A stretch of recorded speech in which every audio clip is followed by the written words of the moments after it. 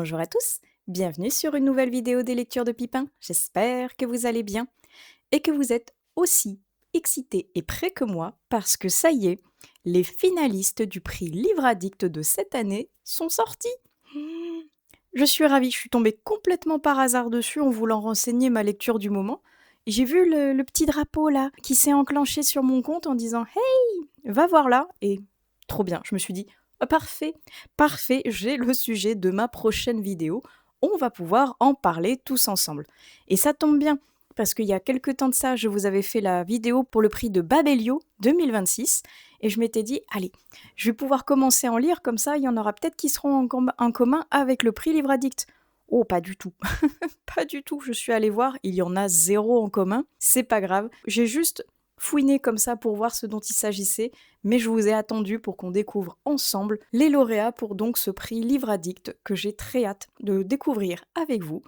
Donc, comme la dernière fois, je vais basculer derrière la caméra ou je vous ferai un insert. Je ne sais pas encore, je réfléchis, on va voir quelle sera la configuration finale, parce que pour le moment j'hésite entre une incrustation de ma tête pour voir en même temps que vous les lauréats, ou juste une voix off.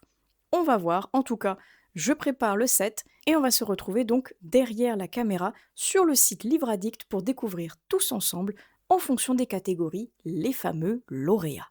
Et nous voilà donc basculés sur le site Livre Addict et finalement ce sera une voix off parce que je trouvais que le cadre pour pouvoir filmer ma tête et les réactions était pas top par rapport à celui que je vous propose d'habitude au niveau de la bibliothèque derrière moi. Donc regardez, le prix Livre Addict avec les consignes comme chaque année et donc la phase de lecture qui débute en août 2026 et on va pouvoir les lire jusque vous voyez en janvier 2027 où on pourra voter. Donc ça nous laisse quand même un petit peu de temps pour pouvoir se concentrer sur nos lectures, contrairement au prix Babelio où il fallait moins d'une semaine où j'ai toujours pas compris leur délire. Bref, ici ce sont donc des titres parus entre le 1er janvier et le 31 décembre 2025 comme je vous disais précédemment et on va regarder catégorie par catégorie ce que ça donne. Voici donc ce que donnent les deux premières catégories. On va concentrer sur la première qui est donc la catégorie Young Adult. Le premier c'est Les Contes de Laura, tome 1 du sang à l'esprit de Luna Arnold. Et ça commence moyennement bien entre guillemets parce que je ne le connais absolument pas. Mais après, catégorie Young Adult, comme j'en lis pas beaucoup, quelque part ça ne m'étonne pas non plus que je ne sois pas tout à fait au courant des sorties et de la hype actuelle. Donc ce que je peux proposer c'est hop, en cliquant dessus, voilà, vous avez un aperçu un peu plus complet, tant de la couverture que du résumé. Au moins comme ça, vous aurez un petit aperçu. Et sinon, je vous invite à aller vous renseigner soit au niveau du prix Livre Addict directement, soit sur les titres qui vous intéressent en particulier.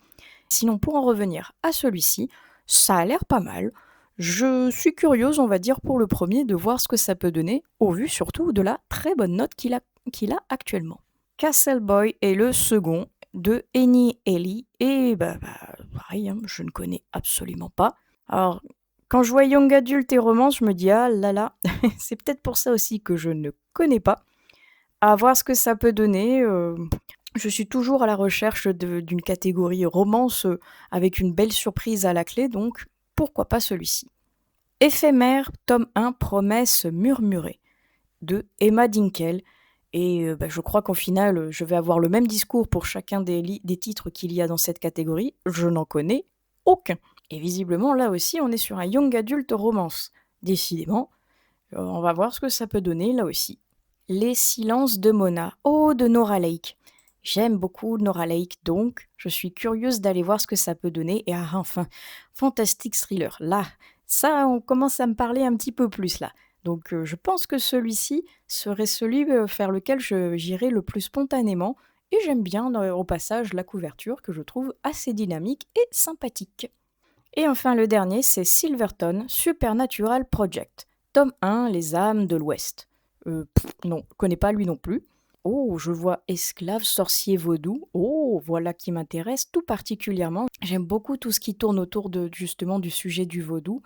Le côté fantaisie fantastique, le côté peut-être possession, mythe et rituel. Et voilà un deuxième roman de cette catégorie qui m'intrigue particulièrement. Basculons tout de suite dans la catégorie adolescence et commençons par le seul visiblement que j'ai déjà lu, Nos constellations de Florence Quentin. Et oui, je l'ai lu et regardez, franchement, est-ce que cette couverture elle est pas trop belle? Elle est magnifique. Et il était tout mignon celui-ci. Je pense que je vous en ai parlé dans un vlog précédent. Au cas où, sinon celui-ci, je sais que je l'ai déjà lu, que je l'avais trouvé pas mal du tout. Moi, en tout cas, je l'avais trouvé mignon, parfait pour l'été, léger et en même temps plein d'un discours abordant des thèmes forts, avec une plume très sympa à lire. Bref, c'était pas mal du tout. Le silence est à nous de Colline Pierret. Lui, je ne le connais pas, et ça a l'air d'être un sujet malheureusement assez d'actualité, donc à voir ce que ça pourrait donner. Écrit notre histoire. Je ne connais pas non plus, décidément. Dans cette sélection, il y a beaucoup de titres que je ne connais pas. Ça commence mal au niveau justement de ma connaissance livresque, mais ce sera l'occasion de pouvoir découvrir plein de nouveautés. 1096 jours de Amélie Antoine. Là non plus, je ne connais pas, et j'aime beaucoup cette couverture qui... Ah là là, oh oh, rien qu'au vu de la couverture, on sent qu'on va parler de la Seconde Guerre mondiale. Et oui, ouais, on voit juste à côté avec le camp d'Auschwitz, on est en plein dedans. Ça peut m'intéresser parce que j'aime beaucoup lire les écrits de cette période. Je suis curieuse de voir ce que ça peut donner au niveau d'une catégorie donc plus adolescente. Et au vu de ces petites phrases-là, je suis vraiment curieuse de voir ce que ça peut donner. Ça a l'air assez original.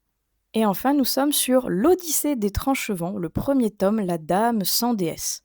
Là non plus, je ne connais pas du tout. La couverture est très chouette. Gulfstream, ils font des trucs qui sont vraiment sympas.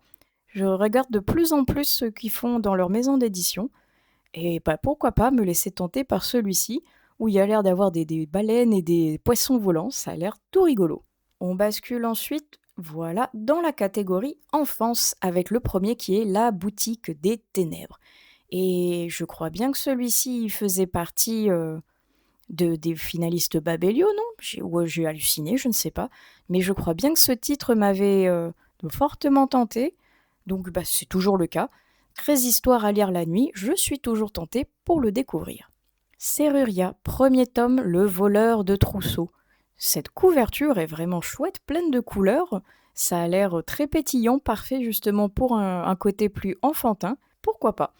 Nimbus. Visiblement, on est sur un petit chat. La couverture est beaucoup trop mignonne. Je connais pas ça non plus. Pourquoi pas découvrir ce que proposent les éditions Saxo avec ce titre-ci. La communauté du marais, premier tome, l'Odyssée d'octobre. Non, là non plus. Cela ne me dit rien.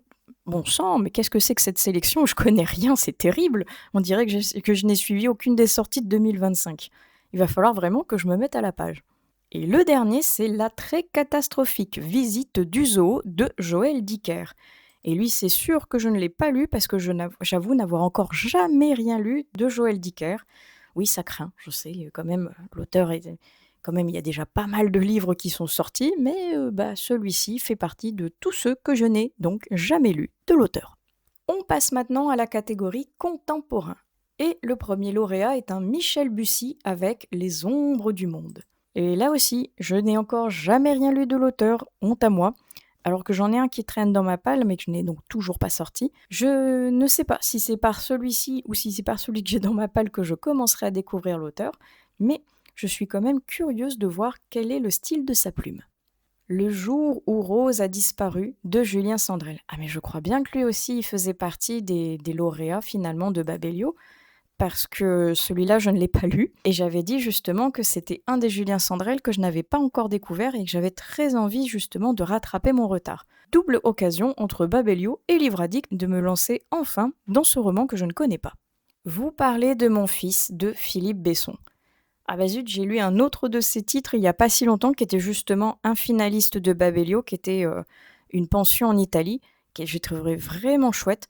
J'en ai beaucoup entendu parler de celui-ci, comme quoi il était très poignant, avec une plume qui était vraiment incroyable. J'avoue que après avoir lu l'autre de l'auteur que j'avais beaucoup aimé, je suis curieuse de lire celui-ci. L'homme qui lisait des livres. Le titre me parle, mais pas plus que ça non plus. Donc, à voir ce que ça peut donner parce que je ne connais pas du tout. Le résumé m'intrigue et en même temps, avec les lectures qui ont jalonné la vie de cet homme, ça peut être très original comme style de lecture. On en arrive au dernier de cette catégorie qui est Les éléments, Earth de John Boyne, que je ne connais absolument pas. Et ça a l'air d'être un roman choral assez atypique au vu justement de la profession de chacun des protagonistes. Pourquoi pas? Ça pourrait complètement changer de ce que j'ai l'habitude de lire. Ça pourrait être très sympa. Basculons maintenant côté romantasy, avec ici en premier lieu The Husky and His White Cat Shutsun, tome 1. Oula, tome 1, on va dire. Comme ça, je vous épargne mon accent chinois. Et je vous avouerai que je ne connais pas, et j'ai vu qu'il y avait beaucoup, beaucoup de livres qui étaient sortis dans ce style-là, justement des héros chinois et des écrits un petit peu mythologiques, assez épiques comme ça, et je n'en ai lu pour le moment aucun. Donc là, je vois qu'il y en a en plus 2 d'affilée. Celui-ci et le deuxième, How to Survive as a Villain, qui a l'air d'être également dans la même vibe. Bon, pourquoi pas découvrir ce style de lecture par un de ces 2 romans. Grimoires et chaussettes. Ah, j'en ai entendu parler de celui-ci, il paraît qu'il est très très chouette.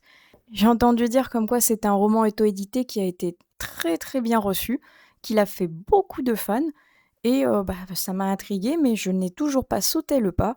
Alors pourquoi pas me lancer dans cette lecture avec justement le pied à l'étrier que met le prix Livre Addict où il est sélectionné. Lien, tome 1, un lien de fer et de feu. Inconnu au bataillon. Oh là, la couverture a complètement changé entre mon clic et ce qui était sélectionné, mais l'une comme l'autre ne me disent absolument rien. Ça pourrait être intéressant au vu d'une couverture qui a l'air assez combative, à voir ce que ça pourrait donner, en espérant que la romantasy soit moins présente que le côté combatif que moi j'aime beaucoup. Et enfin, le dernier, c'est Les Voix du Destin, le premier tome, Le Chant des Sacrifiés, de Eulalie Lombard et Megara Nolan. Et je suis ravie, parce que je vous en ai parlé pas plus tard que dans ma dernière vidéo, qui est les séries que j'avais très envie de commencer. Et est-ce que c'est pas un signe pour me faire commencer cette nouvelle série? C'est pas ma faute, c'est le prix Livre Addict. Je vais prendre ça comme excuse. Et de toute façon, je l'ai trouvé sur Audible. Donc j'ai craqué, j'ai dépensé un crédit pour pouvoir l'acheter et soutenir les 2 autrices que j'aime beaucoup. Et comme j'aime séparément leurs plumes, je suis très curieuse de voir ce que ça peut donner les 2 ensemble. J'ai très hâte de pouvoir commencer cette nouvelle saga. On enchaîne avec la catégorie romance, et là, autant vous dire sans spoil que je n'en connais aucun, sauf peut-être un qui me parlait un tout petit peu, mais c'est pas le cas de Unfair, le premier tome qui est Moon. Ah bah là aussi la couverture a changé, celle-ci est plus jolie je trouve. Mais je ne sais toujours pas ce que c'est. Comme je vous avouerai que la catégorie romance n'est toujours pas celle qui m'attire le plus, je ne sais pas si j'irai spontanément vers chacun des livres sélectionnés, mais en tout cas, si jamais il vous intéresse, vous avez le résumé juste ici. C'est l'histoire d'un amour de Isabelle Lagarrigue. Ah bah zut alors, encore une couverture qui change. Là je préférais l'autre qui était précédemment sélectionné. Mais comme le livre précédent, je ne connais absolument pas, et je crois bien même que l'autrice ne me parle pas du tout non plus. Je ne suis pas sûre d'avoir déjà lu quelque chose qu'elle a écrit.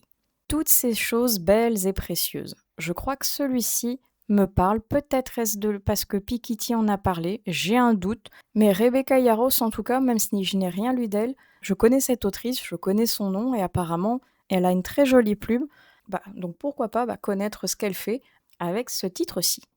Hell's Lake Crescendo. Des cœurs purs, nés une haine ardente.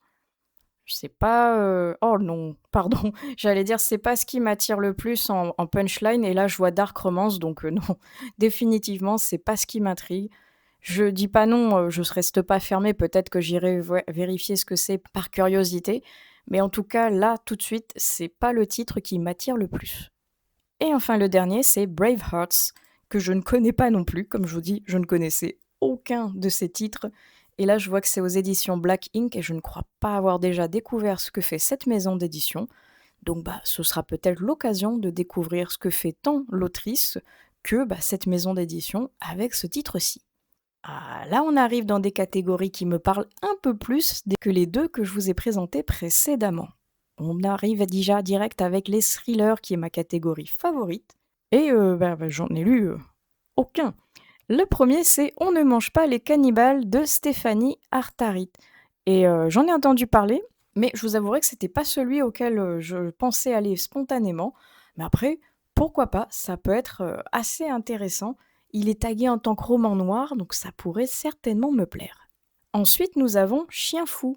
J'en ai entendu parler également, mais je ne suis pas allée voir plus que ça ce que c'était. Maintenant qu'il a été sélectionné, finalement, ma curiosité a été frappée. Je pense que je vais aller regarder d'un petit peu plus près qui est cette personne qu'on surnomme le chien fou. La ligne rouge de Laure Rollier. Ah, encore une couverture qui bouge. Ça peut être assez intéressant au vu de ce que je lis en diagonale dans le résumé. Laure Rollier, le nom ne me parle pas. Je ne crois pas avoir déjà lu quelque chose de l'autrice, donc pourquoi pas Ligne rouge. Ne reste que la nuit de Rose Malaï. L'édition du Gros Caillou, je n'ai encore jamais rien lu. Pourtant, le titre me parle. Alors, peut-être que j'ai vu une booktubeuse ou un booktubeur en parler, je ne suis pas sûre. Mais en tout cas, maintenant qu'il est ici, je suis curieuse de pouvoir découvrir ce que fait cette maison d'édition. Et enfin, je ne suis pas d'ici. Là aussi, le titre me parle, mais je ne connais pas ce que fait cette maison d'édition. Et je vois une plongée glaçante dans le noir. Ça m'intrigue beaucoup. Et voilà, toute une catégorie où j'en connais aucun et j'ai envie de tous les lire. On passe ensuite à la catégorie des policiers et ça commence très très bien avec toutes les nuances dans La nuit de Chris Whittaker. Et si je vous dis que ça commence très bien, c'est parce que je l'ai celui-ci et il fait partie de la palle où j'ai très envie de le découvrir. Et quand on me l'a offert l'an passé à mon anniversaire, il me tarde franchement de pouvoir lire et découvrir ce que fait l'auteur parce que tous les critiques que j'ai entendues en parlent en excellent. Et même si c'est un gros patapouf, c'est que les éditions Sonatine, j'adore cette maison d'édition, donc ma curiosité est piquée plus. J'ai très hâte celui-ci de pouvoir le découvrir et de pouvoir également voter pour cette catégorie. Nous avons bleu, blanc, rouge ensuite, et encore une couverture qui change radicalement, maintenant on a un Stormtrooper. Qu'est-ce que c'est? Un policier historique. Alors là, je ne connais absolument pas. Ça pourrait être l'occasion de découvrir pareil une plume et un nouvel univers, ainsi que visiblement un pan de l'histoire que je ne connais pas bien. Donc, ça pourrait être vraiment plein d'arguments en un. Meurtres et préjugés, tome 1 de Laurie Forêt. Ah oui, lui j'en ai alors beaucoup entendu parler. Sa sortie a inondé les réseaux sociaux au moment où tout le monde justement disait du bien de ce livre. Donc évidemment que ma curiosité a été piquée. Il y a une vibe automnale qui forcément m'intrigue d'autant plus. Un côté cozy mystery à la Jane Austen, c'est dans les Cotswolds, bref. Je suis très curieuse, j'ai très envie de m'y plonger, même si ça implique de commencer une nouvelle saga qui n'était pas présente dans ma vidéo des séries, mais qui finalement m'intrigue beaucoup et pourrait se rajouter aux nombreuses séries qui me font envie. Oh oui, Les Morsures du silence de Johanna Gustafsson. J'aime beaucoup cette autrice et j'étais très tentée de découvrir ce nouveau roman qu'elle a fait. Et ça tombe très bien parce que je ne l'ai toujours pas lu à l'heure où je filme cette vidéo. Donc lui, il va être pareil, assez haut au niveau de ma liste des envies de lecture. Et enfin, L'affaire de la rue Transnonain. Lui, par contre, je ne le connais pas du tout. Oh, encore une couverture qui change, décidément. Mais donc, comme je vous disais, je ne le connais pas. Ah, on est sur un policier historique. Donc pareil, là, ça va pouvoir permettre d'apprendre quelque chose de nouveau, peut-être certes de façon romancée, mais ça me permettra de découvrir la plume de Jérôme Chantreau, que je ne connais pas, et ça a l'air pas mal du tout. On passe maintenant à la catégorie historique, et je vois des titres qui me faisaient déjà envie, donc ça tombe très bien. À commencer par Le Chant des Oubliés, qui lui faisait partie de ceux que j'avais très envie de découvrir. Il y a un petit moment de ça déjà, donc ce serait l'occasion de pouvoir enfin mettre ma menace à exécution, entre guillemets, pour pouvoir découvrir le roman de cette autrice, et je crois bien en plus que je l'avais vu en version audible, donc à voir si je craque en papier ou en audio.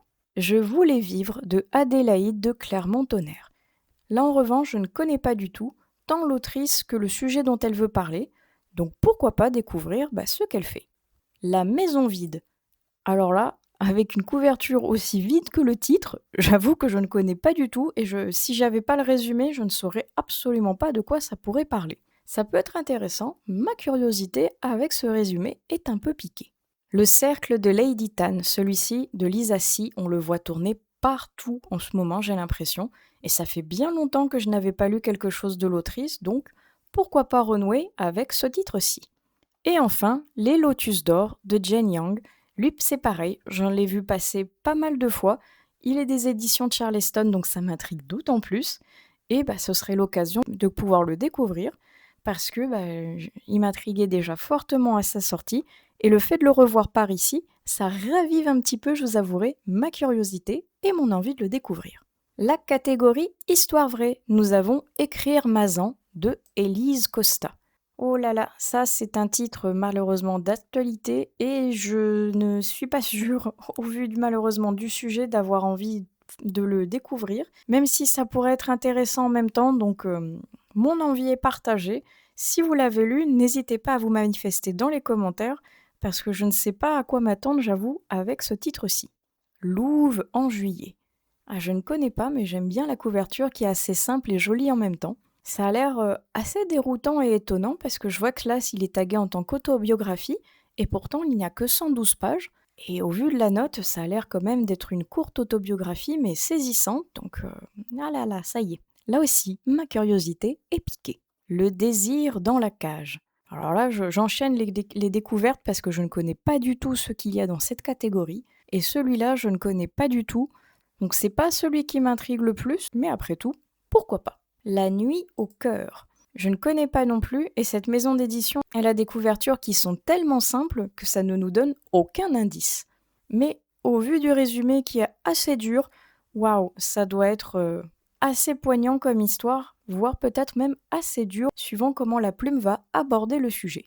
Et enfin, mon vrai nom est Elisabeth. Je ne connais pas également, mais au vu de ce qui est annoncé par ici entre enquête familiale, récit de soi, road trip et essai, ça a l'air assez, pourquoi pas, déroutant, novateur peut-être, et surtout très en dehors de ce que j'ai l'habitude de lire. À voir si ma curiosité pourrait me porter jusqu'à ce titre-ci. Basculons vers deux autres catégories qui me font là aussi fortement envie. Et en fantaisie, le premier, c'est La Voix éternelle. Le premier tome, La disciple du corbeau. Inconnu au bataillon celui-ci, mais après, pourquoi pas, même si je vois que c'est un tome 1, donc là aussi, l'annonce du commencement d'une nouvelle série. Hiérarchie, The Wheel of the Many. Ah oui, j'en ai entendu parler de celui-ci, et je n'étais pas spécialement inspirée, mais juste parce que c'est James Islington et que je n'ai toujours pas fini la première saga que j'ai de lui, donc je voulais avancer dans l'autre saga avant de commencer celle-ci. Je n'ai toujours pas avancé à l'heure où je filme cette vidéo, donc je ne suis pas sûre d'aller pour le moment vers celle-ci, mais je le garde quand même dans un coin de ma tête. La mémoire des eaux, le premier tome, Le dragon et l'oiseau, lui j'en ai beaucoup entendu parler et je crois que le second tome est sorti ou va très bientôt sortir au moment où je filme la vidéo. Il a l'air très sympa, j'en ai entendu de bons retours, donc lui c'est pareil. J'ai bien envie d'aller voir ce que fait cette autrice, même si ça, là aussi, c'est de commencer une nouvelle saga. Théa, oh oui, lui, j'en ai très très envie. Vous voyez, je l'ai même déjà mis dans ma wishlist parce que j'ai très envie de le découvrir. Cette couverture est absolument magnifique. Et depuis que j'ai mis le nez dans les éditions Argile en début d'année, j'ai fortement envie de renouer et de continuer mon exploration parce que pour le moment, c'est fort prometteur. J'ai très envie d'aller vers tant cette autrice que je ne connais pas que ce titre que je n'ai pas encore lu. Et enfin, L'oiseau qui boit des larmes, le premier tome, Le cœur des Nagas. Je ne connais pas du tout, je ne suis pas super fan de la couverture, mais pourquoi pas. Je le garde dans un coin de ma tête, mais au vu des autres titres qu'il y avait dans cette catégorie, pour le moment ce n'est pas celui-ci qui m'intrigue le plus. Et on passe maintenant à la catégorie fantastique horreur qui, comme chaque année, m'intéresse fortement. Et alors là, même si j'en ai lu aucun, il y a du niveau. Et on commence avec Un lieu ensoleillé pour personnes sombres. Alors lui, je ne connais pas. Oh, trop mignon la couverture qui change avec ce petit fantôme. C'est pas du tout la même ambiance tout de suite. Mais j'allais dire, lui, je le connais pas, mais la couverture me parlait. J'ai fait la relation entre ce titre et cette couverture, mais alors absolument pas celle avec ce petit fantôme trop chou.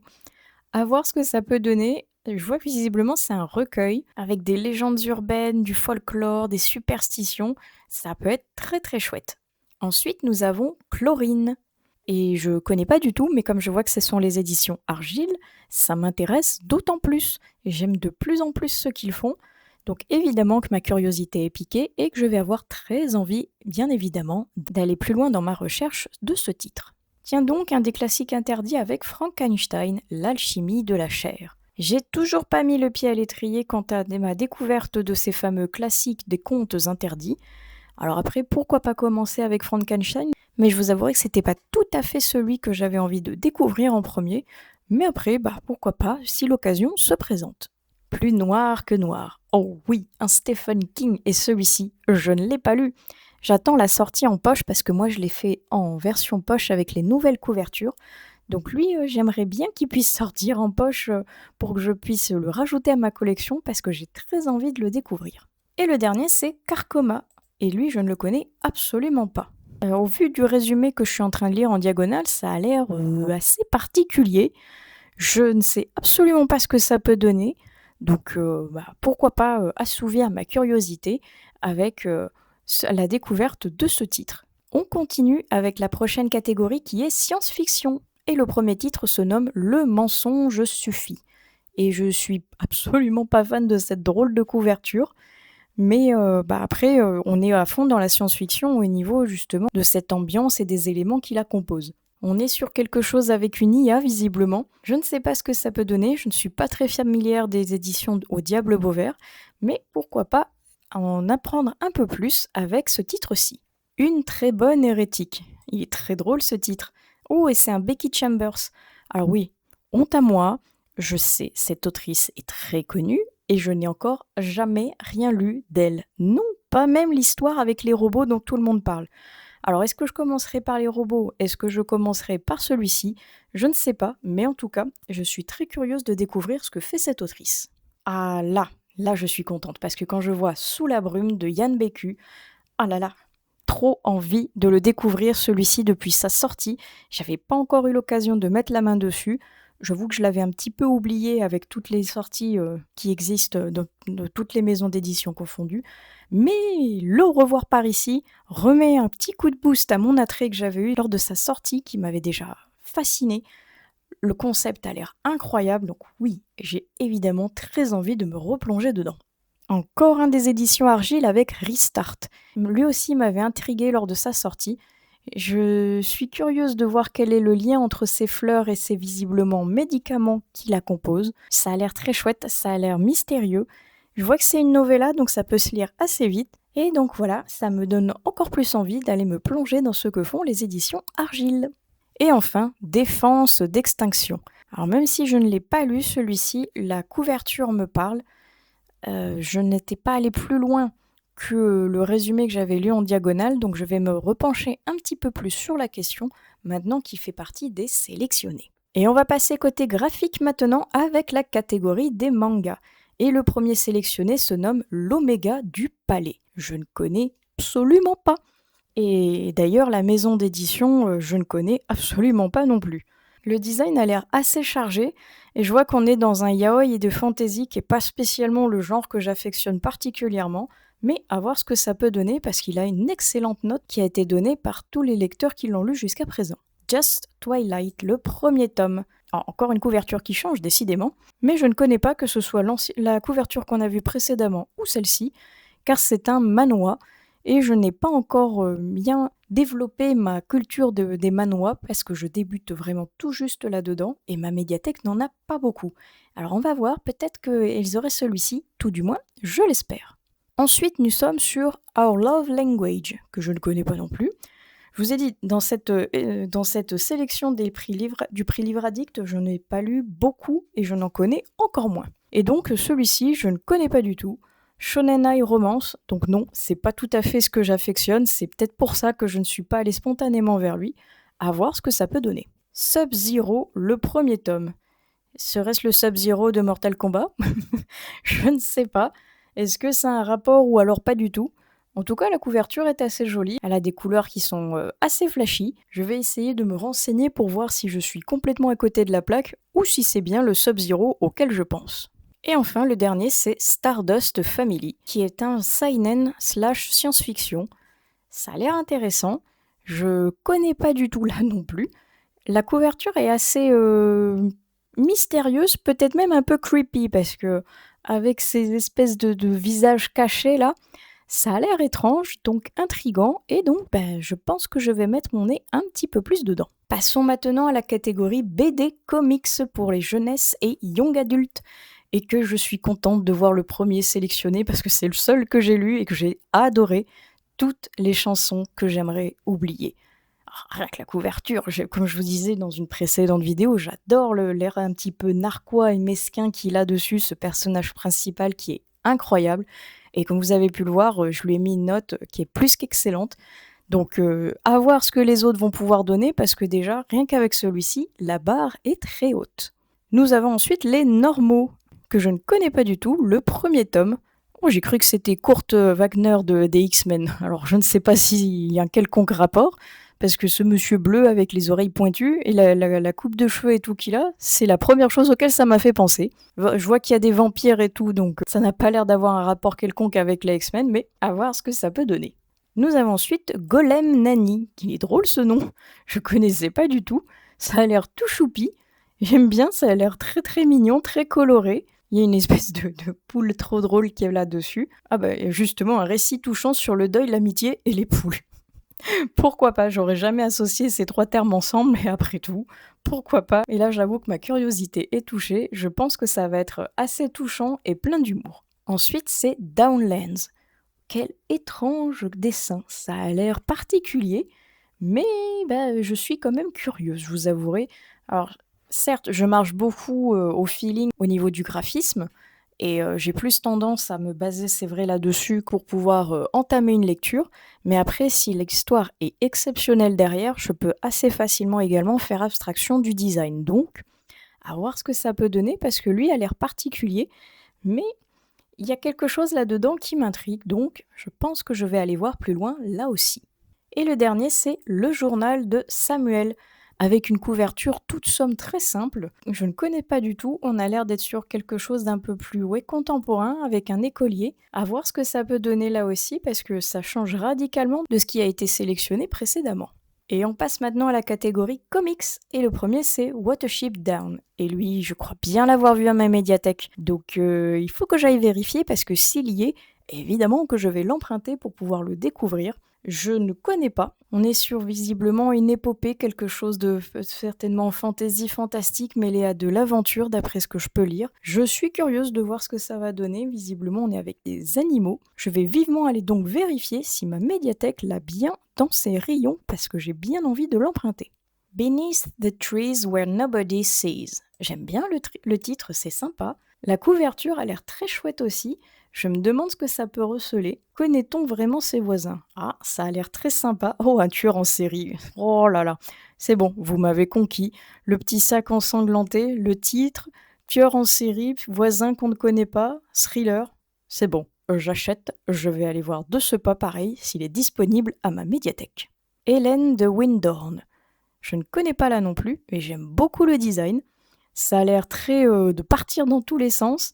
Quelque chose d'assez bagarreur peut-être, visiblement, vu qu'il y a pas mal d'armes. Je ne connais pas du tout, mais ça a l'air complètement rocambolesque. Je suis curieuse d'aller voir un petit peu plus ce que ça va donner, parce que j'aime beaucoup les comics. Aucune tombe assez profonde. Oh, ça sent le western. Ah oui, et les éditions Urban Comics en plus, j'adore. Franchement, oui. Regardez, aventure, western, je repars dans tous les sens, mais c'est bon. Rien que la couverture, la mention Urban Comics, c'est ok. Vous m'avez conquis. Je vais aller de ce pas, pareil, voir si celui-ci il est dispo à ma médiathèque, parce que là, je pense qu'il y a tout ce qu'il me faut. J'adore les westerns, j'adore les comics. Donc c'est parti. Celui-là, il fait vraiment partie de ceux que j'ai mais alors très envie de découvrir. Et enfin, nous tombons sur un Batman. Oula, ça fait bien longtemps que j'en ai pas lu des Batman. Donc celui-ci, c'est Absolute Batman, le tome 1, le Zoo. Je ne connais absolument pas, il y en a tellement dans tous les sens, je vous avouerai, des Batman, que ça fait bien longtemps que j'ai arrêté de lire les nombreux arcs qu'il y avait. Alors, est-ce que ce sera l'occasion de renouer avec ce genre et avec ce héros? Je ne sais pas. On va voir, en tout cas, il est dans la sélection, et je verrai si j'ai l'occasion de mettre la main dessus. Et on arrive sur les 2 dernières catégories, et l'avant-dernière, c'est celle des BD. La première sélectionnée se nomme Les Grandes Oubliées, pourquoi l'histoire a effacé les femmes. où je sens quelque chose au vu du titre, qui va être donc assez féministe, assez historique, avec peut-être mettre en lumière certaines femmes dont on a complètement oublié ou qu'on ne connaît pas du tout à travers l'histoire. Ça peut être très intéressant. Je suis curieuse de voir ce que ça peut donner. Ces lignes qui tracent mon corps. Je ne connais pas. Ça a l'air assez mélancolique, peut-être même dramatique au vu de cette couverture qui a l'air en noir et blanc. Mais c'est vrai que rien que la première phrase, ouille, je pense que ça va être dur. Je vois en diagonale plein de termes qui ont l'air assez forts, assez violents, assez durs, je pense, à mettre en lumière, surtout au niveau d'un graphique. Je suis curieuse, mais je pense que ça doit être assez compliqué à découvrir en version graphique. Notre affaire, une BD de combat et d'espoir. Eh bien, on enchaîne les BD qui ont l'air d'avoir des contenus assez joyeux, dites donc, ironiquement parlant. Ça fait écho malheureusement à l'actualité avec le procès Pellico, donc ça peut être intéressant et en même temps, ça va être assez compliqué là aussi à lire ça au niveau graphique parce que le contenu est assez fort et assez lourd en termes justement de mauvaises nouvelles, on va dire. Fantasy, tout simplement. Alors, j'imagine qu'on va parler de fantasy au vu du titre. Je ne connais pas. Ça peut être intéressant parce que j'aime bien justement tout ce côté fantasy. Les éditions Bubble, je ne connais absolument pas non plus. Ce sera peut-être l'occasion de les découvrir. Et enfin, nous avons le Backpack Killer. Et oh, oh, oh, lui, je l'ai vu à ma médiathèque, sûr et certain. Et je ne l'avais pas encore pris parce que j'avais vu que c'était de Max Skies. Et Max Skies, je ne suis pas spécialement ce qu'il fait non plus au niveau de ses vidéos YouTube. Mais il est là, donc ça va retracer certainement le parcours de ce tueur en série. Et je suis curieuse finalement de découvrir ce qui va se passer à l'intérieur de ce récit. Et on passe maintenant à la dernière catégorie qui est album, avec le premier qui est Les pansements invisibles. Et je vois Baptiste Beaulieu et Tsing Leng. Je pense donc qu'on va être sur quelque chose d'assez touchant, d'assez doux, voire même d'assez fort au niveau de ce qu'il y a à l'intérieur. Je suis curieuse de voir ce que ça peut donner parce qu'en général, quand c'est Baptiste Beaulieu qui est derrière, il y a quelque chose en lien avec vraiment l'humain. Donc à voir ce que ça peut donner. Le croc en mur de Michael Brun-Arnaud et Jérémy Paillet. Lui aussi, j'en ai entendu parler et cette couverture, quand il est sorti, je pense qu'il a été vu à peu près partout. Mais je n'avais pas spécialement été vers ce titre-ci, car je lis pas beaucoup de contes, il est vrai.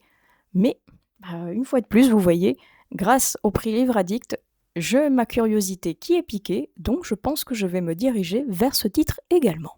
L'enfance du Père Noël. Est-ce qu'il n'était pas dans les prix de Babelio, celui-ci? J'ai un doute parce que cette couverture me parle en tout cas. Et on va retrouver le design de Benjamin Lacombe que j'aime beaucoup, là visiblement aux couleurs de Noël. Ça peut être très mignon et super touchant.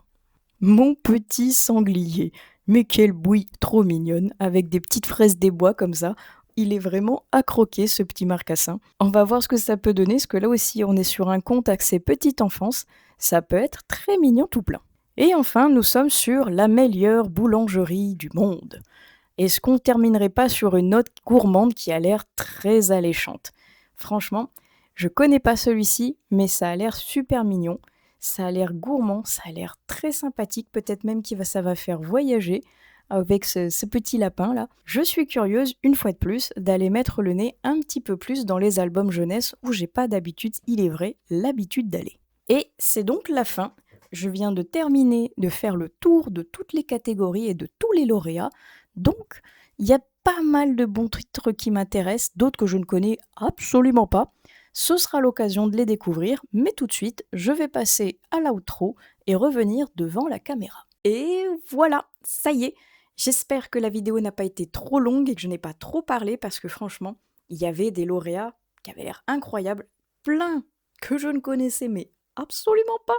Donc ça va me permettre de pouvoir en découvrir un petit peu d'ici la phase de vote. Il y a encore pas mal de temps parce que je filme en août cette vidéo et la phase de vote, elle n'est pas avant l'an prochain. Donc j'ai un petit peu le temps de m'avancer, on va dire. Ça va le faire.